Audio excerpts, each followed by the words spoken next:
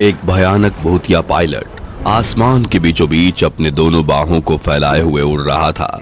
तभी अचानक उसकी खूनी निगाह एक एरोप्लेन पर पड़ती है जो बेकाबू होते हुए उसकी ओर ही बढ़ रही थी। अरे ना जाने कैसा पागल पायलट इस प्लेन को उड़ा रहा है।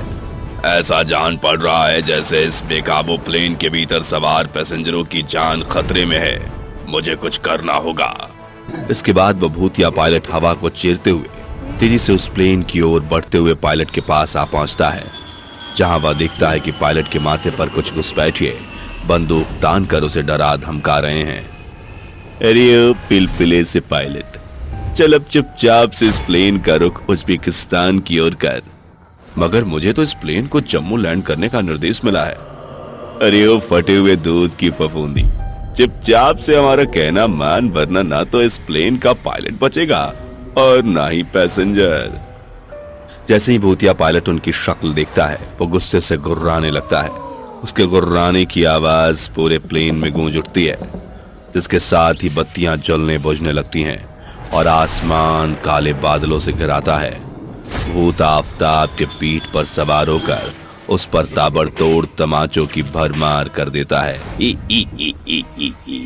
अरे ओ बिन पेदी के लोटे, अकल के खोटे, कद के छोटे, बेचारे सिंगल पसली पायलट से क्यों भिड़ता है? अरे दम है तो जरा मजबूत से बढ़कर दिखा। क्या हुआ, तेरे हाथ पांव ठंडे होकर ठुमके क्यों लगाने लगे?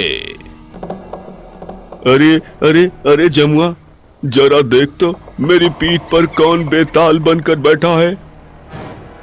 अरे कौनो नहीं है हुजूर। इसके बाद भूतिया पायलट जमुआ को एक जोरदार तमाचा जड़ता है। अरे सरकार, ये प्लेन में कुछ गड़बड़ लग रही है, अभी कौनो हमको तबरिया दिया। यह देखकर वह घुसपैठिया गुस्से से बिलबिलाता हुआ बंदूक की पेच चढ़ाकर पायलट विक्रम पर धमकियों की धौंस झाड़ता है। अरे ओ पायलट, बता इस प्लेन में यह सब क्या हो रहा है? अरे भाई, मेरे दोनों हाथ तो तुम्हारे सामने हैं, यकीन मानो मैंने कुछ नहीं किया। अरे हुजूर, इस ससुरा झूठ बोलता है, लगता है बिना बंदूक की गोली खाए सच नहीं बोलेगा।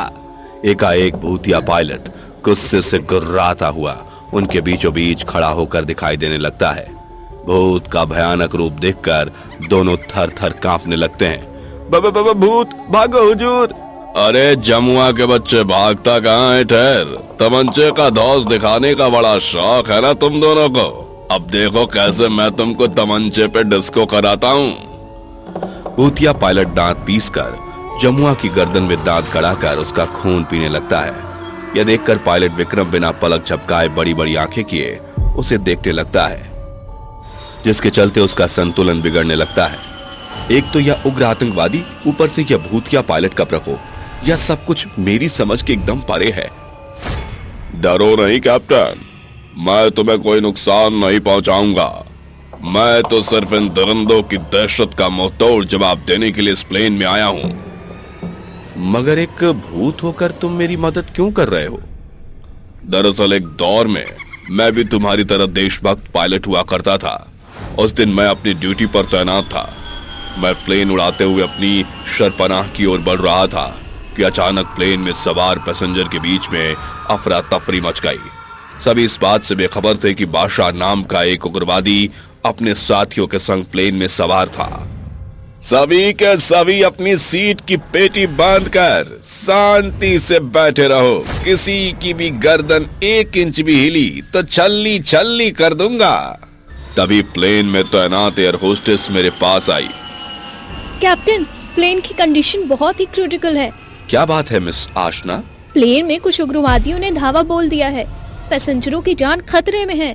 अचानक एक गोली उस एयर होस्टेस के आर पार होते हुए प्लेन के अगले हिस्से में कांच को तोड़कर बाहर निकल जाती है और पूरे प्लेन में हवा भरने के कारण प्लेन क्रैश होने की कगार पर पहुंच जाती है। हमारा संघर्ष सफल होने को है साथियों। कुछ ही देर में इस प्लेन और इसमें सवार पैसेंजर और पायलट के चिथड़े चिथड़े उड़ जाएंगे। अपनी जान बचाकर भागो। सभी उग्रवादी अपना पैराशूट निकालकर प्लेन से बच निकलते हैं। पायलट आदित्य प्लेन को काबू में लाने की बेहद कोशिश करता है, मगर आखिरकार प्लेन क्रैश हो जाती है और सभी मारे जाते हैं, मगर पायलट भूत बन जाता है। और तब से मेरी आत्मा भूत बनकर इस आसमान के बीचों बीच भटक रही है।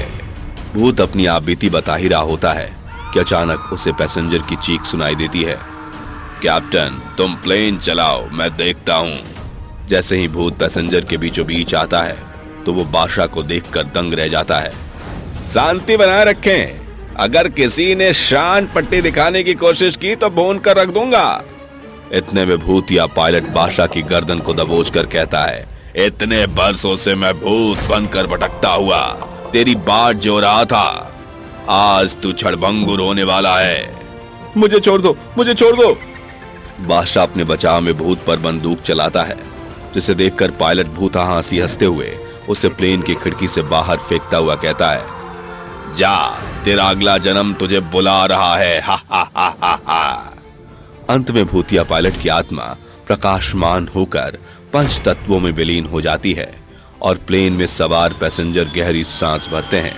इसके बाद ही काले बादल छटकर सफेद रुई का रुख कर लेते हैं और प्लेन अपने गंतव्य स्थान पर पहुंच जाता है। बिलासपुर स्टेशन पर लोगों की भारी तादाद में भीड़ लगी हुई थी कि तभी वहां पर जोर जोर से हवाएं चलने लगती है और अचानक ही एक ब्लास्ट हो जाता है। वह ब्लास्ट किसने किया, कैसे किया, कुछ मालूम नहीं चला और इस घटना को लगभग 1 साल बीत जाता है। 1 साल बाद रामपुर गांव में निशा, सोहन, मोहन, राजू 4 दोस्त आपस में बैठकर हंसी ठिठोली कर रहे थे कि तभी निशा बोलती है, यार विंटर वेकेशन में हम कहाँ पर जाएं? इतने टाइम बाद तो कॉलेज से छुट्टी मिली है। हाँ तुम सही बोल रही हो, इस विंटर वेकेशन पर हम कहाँ जाएं? ये तो मुझे भी समझ नहीं आ रहा है। अरे जाना कहाँ है, मोहन के गांव जाते हैं, वहाँ पर ठंडी ठंडी वादियाँ रहेंगी और हम इस तरह अपना विंटर वेकेशन और भी अच्छे से बिता सकेंगे। वेल, आइडिया बुरा नहीं है सोहन। हाँ तो ठीक है, अब डन हो ही गया है। हम अगले 2 दिन के बाद मोहन के गांव जा रहे हैं। हाँ दोस्तों, वैसे भी गांव गए हुए काफी समय हो गया है, साथ ही माँ के हाथ की रोटियां भी खाए हुए बहुत समय हो गया। इस तरह चारों दोस्त हंसी मजाक करते हुए अब 2 दिन का इंतजार करने लगते हैं और ऐसे ही 2 दिन गुजर जाते हैं और 2 दिन गुजरने के बाद सभी अपना अपना सामान पैक करके कार में स्टेशन की तरफ निकल पड़ते हैं। लेकिन किसको क्या पता था कि जब समय खराब हो तो हर चीज खराब हो जाती है। ऐसे ही स्टेशन से अनजान वो चारों दोस्त स्टेशन के लिए निकल जाते हैं और रास्ते में उनकी गाड़ी खराब हो जाती है। यह देख राजीव बाहर निकलता है और अपनी कार का इंजन चेक करने लगता है, लेकिन उसके कार में पानी की कमी होने की वजह से कार आगे की तरफ नहीं जा रही थी। कार का इंजन बहुत ही गर्म हो रखा था। यह देख राजू अपने बाकी दोस्तों से कहता है, गाइज मुझे पानी लाने के लिए आसपास जाना होगा क्योंकि अपनी कार का इंजन बहुत ज्यादा गर्म हो रखा है और जब तक इंजन ठंडा नहीं होगा तब तक कार आगे बढ़ेगी नहीं। राजू मैं भी तेरे साथ चलता हूँ। इस तरह अब दोनों पानी लाने के लिए निकल पड़ते हैं और उस सुनसान सड़क पर कार के अंदर निशा और मोहन रह जाते हैं। मोहन और निशा आपस में बात करने लगते हैं कि तभी उन्हें किसी की आवाज आती है, जितनी जल्दी हो सके यहाँ से निकल जाओ और आगे स्टेशन पर मत जाना, आगे खतरा है खतरा। यह सुनने के बाद निशा काफी डर जाती है और डर कर मोहन से कहती है, मोहन तुमने ये आवाज सुनी? हाँ निशा सुनी तो है, लेकिन ये आवाज किसकी हो सकती है? अरे होगी किसकी, सोहन और राजीव हम दोनों को डरा रहे होंगे, लेकिन हम लोग भी कम नहीं है, हम डरने वालों में से नहीं हैं। इस तरह अब समय बीतने लगता है और आधे घंटे बाद राजीव और सोहन दोनों ही आ जाते हैं कि तभी निशा बोलती है, तुम दोनों को क्या लगा कि तुम दोनों हम दोनों को डरा दोगे? नहीं बच्चों, तुम हम लोगों को नहीं डरा पाओगे। अरे पागल हो गई हो क्या? हम लोग तुम्हें क्यों डराएंगे? और हम लोग तो इंजन के लिए वाटर लाने गए थे। अच्छा तो तुम लोगों ने हमें नहीं डराया? अगर तुम लोगों ने नहीं डराया तो हमें कौन डरा रहा था? सभी लोग आपस में बात कर रहे होते हैं कि तभी वहाँ पर भेड़िए की आवाज आ जाती है। भेड़िए की आवाज सुनकर चारों के रोंगटे खड़े हो जाते हैं और वह तुरंत अपनी कार में बैठ आगे की तरफ निकल जाते हैं। कुछ दूरी पर उन्हें एक सफेद साड़ी में औरत दिखाई देती है जो उनसे लिफ्ट मांग रही होती है। उसको देखते ही वो कार रोकते हैं और औरत उनसे कहती है, स्टेशन पर मत जाना, यदि स्टेशन पर जाओगे तो तुम्हारी मौत निश्चित है। इतना कहकर वह औरत वहां से गायब हो जाती है और उन्हें समझ नहीं आ रहा था कि आखिर ये सब क्या हो गया। लेकिन वो लोग उन सभी बातों पर ध्यान न देकर स्टेशन की तरफ निकल जाते हैं। कुछ समय बाद वो सभी स्टेशन पर पहुंच जाते हैं। वह स्टेशन पर पहुंचते हैं कि तभी वहां पर तेज तेज हवाएं शुरू हो जाती है। मानो ऐसा लग रहा था कि एक हवा आपस में दूसरी हवा से टकरा रही हो। उन हवाओं में पत्तियां भी उड़ रही थी। ऐसा कह सकते हैं कि हवाओं के साथ हवाओं की धुन में पत्तियां अपना नाच दिखा रही थी। यह सब देख निशा डरते हुए कहती है, यार हम लोगों को यहाँ से चलना चाहिए, मुझे बहुत डर लग रहा है। कैसी बात कर रही हो निशा? अरे हम यहाँ पर डर कर भागने थोड़ी ना आए हैं, हम यहाँ पर एंजॉय करने आए हैं और जब तक हम अपने गांव नहीं पहुँच पाते तब तक हम यहाँ से कहीं नहीं जाएंगे। कुछ ही समय में ट्रेन आ जाएगी। निशा की बात कोई नहीं मानता कि तभी उन्हें अचानक ही गोलियां चलने की आवाज आती है। जैसे ही गोलियां चलने की आवाज उनके कानों में पहुंचती है वैसे ही चारों अब इधर से उधर भागने लगते हैं। लेकिन अफसोस की बात यह है कि उन्हें बचाने वाला कोई नहीं था। साथ ही वो लोग स्टेशन से बाहर निकलने की कोशिश कर रहे थे, लेकिन वह स्टेशन खत्म ही नहीं हो रहा था। ऐसा कह सकते हैं कि वो जितना भाग रहे थे स्टेशन भी उतना ही बड़ा हो रहा था। यह सब देख निशा अपने दोस्त से कहती है, मैं कह रही थी ना यहाँ से चलो, लेकिन तुम लोगों ने मेरी नहीं सुनी। देख लिया मेरी ना सुनने का अंजाम। अरे यार ये हमसे बहुत बड़ी गलती हो गई। हमें क्या मालूम था कि ये स्टेशन कोई मामूली स्टेशन नहीं बल्कि भूतिया स्टेशन है। वह सभी आपस में बात कर रहे थे कि तभी उनके सामने कुछ भूतिया सैनिक आते हैं और उनसे कहते हैं, तुम में से कोई नहीं बचेगा। तुम लोगों को कितनी बार आगाह किया गया कि यहाँ पर मत आओ, लेकिन तुम लोगों ने हमारे संदेश को नहीं पहचाना और अब जब तुम यहाँ आ ही गए हो तो तुम्हें हमसे कोई नहीं बचा सकता। लेकिन आखिर तुम हो कौन? क्यों मारना चाहते हो हम लोगों को? हम इस देश के सैनिक हैं और हम लोगों की अकाल मृत्यु हुई है। और वो कहावत तो तुमने तो सुनी ही होगी ना, जो इंसान में अच्छा होता है वो आत्मा में उतना ही खराब हो जाता है। ठीक हम भी वैसे ही हैं। हमें खून की जरूरत है, खून की। हम तुम्हारा खून पिएंगे।